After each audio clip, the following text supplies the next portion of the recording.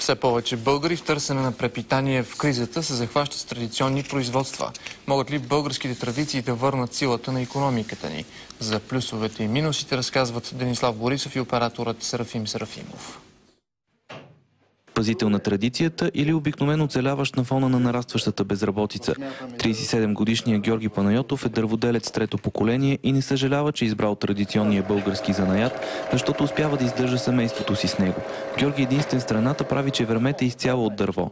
Върти равномерно, може да се върти така с различни обороти, значи според силата на огъня може да си регулираш оборотите. В Смолянско традициите се възпитават от рано и у младите. Затова са учениците на 14-годишната Милка и 12-годишната Каролина никога не са се очудвали, че те свирят на гайди.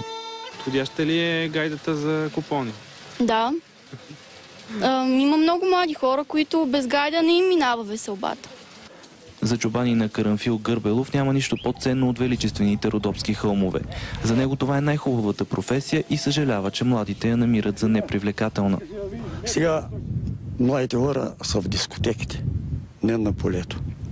Масово завръщане към традиционните занаяти и производства се наблюдава в по-малките населени места, където безработицата расте.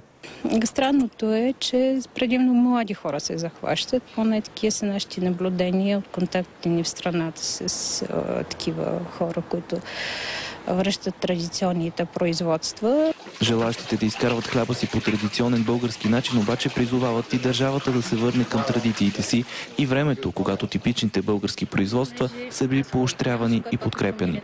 За BTV новините Денислав Борисов.